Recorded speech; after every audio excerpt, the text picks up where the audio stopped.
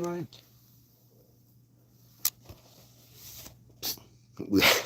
Oh, good morning. Good morning. we, we are learning Mishnah. Sotah, Parak Aleph, Chapter 1, Mishnah Dal, Mishnah 4. Okay. Hayamaylan Oisela Beis Din Hagadol, Yerushalayim. So we're talking about the situation already is that she has been established as a Sotah. The local Beis Din has given two Torah scholars to escort them to Yerushalayim. And now in Yerushalayim, they would bring her up to the Beis Din Hagadol, Yerushalayim. They'd bring her up to the highest court of the Sanhedrin. That was in Yerushalayim. That is where the whole process was done.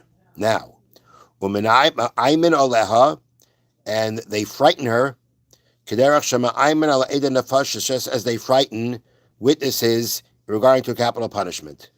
Witnesses that came to testify of capital punishment, the judges would frighten them. They'd warn them. And they would say that, if you give false testimony, this will cause someone to possibly die, to possibly executed for no reason. And therefore, here to the site, they would say to her, look, if you're guilty, then, if you're guilty, you're done. And therefore, it'd be better that you confess than that happened to you.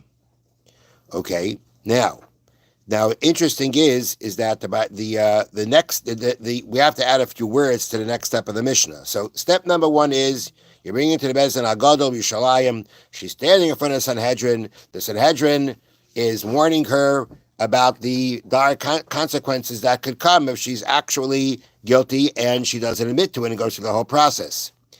That doesn't get her to persuade her to go ahead and confess.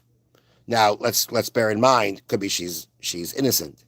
But if at the end of the day, this doesn't work to get her to confess, the next thing is, and then they say to her, and basically seems like they kind of tone it down. They say, Biti, my daughter, harbe yayin oise. Too much wine causes, inappropriate behavior. Harbe schayk oise.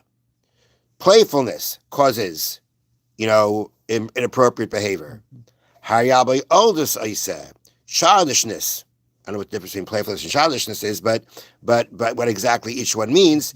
But all these things, again, childishness causes this inappropriate behavior. Bad neighbors can bring about this kind of inappropriate behavior. So what's the point? So they explain here. They provide possible excuses for behavior that she will not be ashamed to confess. It's like if she confesses, right? It's pretty embarrassing.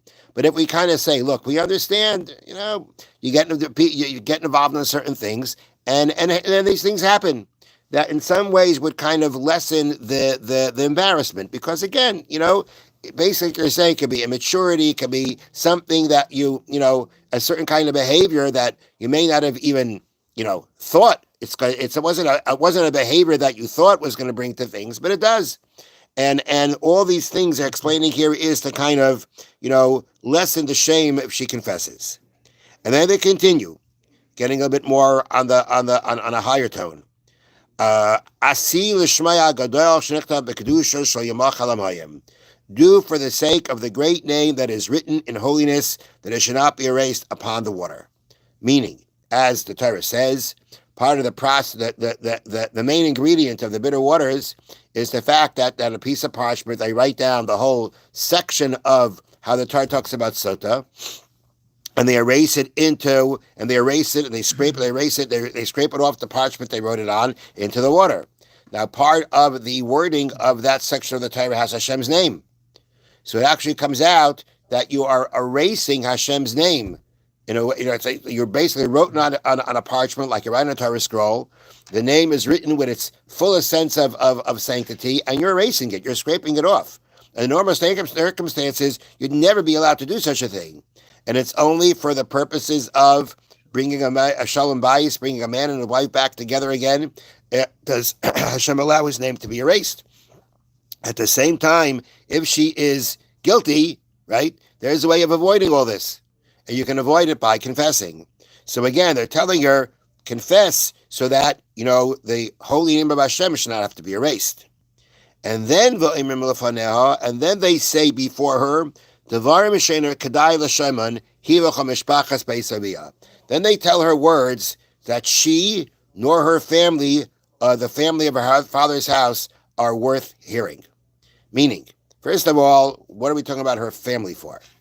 The answer is her family's going to be present. If it's happening, the family is going to be there. That would not be that would be a normal thing to happen. To come in, they would accompany her to see what's going to happen. But at the end of the day, we say things in front of her that we call things she's not worth hearing. Meaning, what we do here is we tell her that great people are not ashamed to confess their wrongdoing. Okay? Which is, for example, they bring down here, Yehuda confessed his avama with Tamar. That's straight out of the Torah. Then another example they bring is Reuven confessed his sins involving his father's bed. What Reuven did with the bed, switching Yaakov's bed from Bilhah's tent to Leah's tent. So it says Reuven confessed that. Where does it say he confessed that? Nowhere in the Torah you see it says he confessed that. Although it's not stated in the Torah, the sages knew through an oral tradition that Reuven admitted his guilt. Okay, so basically they're trying to tell her, there are great people who confessed, and you should follow suit. At the same time, she might be guilty of inappropriate behavior, and therefore, and the members of her family that are present, as they explain here, might be no better than she is. If this is what happened within their family. Still, so we say they do not deserve to hear these stories about people who are truly righteous. So it's a very interesting way of how the Mishna is laying it out. If she was guilty and she clearly was not righteous, to hear about what these righteous people did, she's really not worthy of. But at the same time, if she's not worthy of hearing it because she did not act righteously, but she can still, in some way, because she can still emulate these great people by confessing the wrongdoing as they did. So all these words, everything here is all part of trying to persuade her that if she is guilty, that she should confess and therefore save her life, which is the first thing they mention, and to save Hashem, and to save the holy name of Hashem from being erased. Have a wonderful day. Thank you, Rabbi.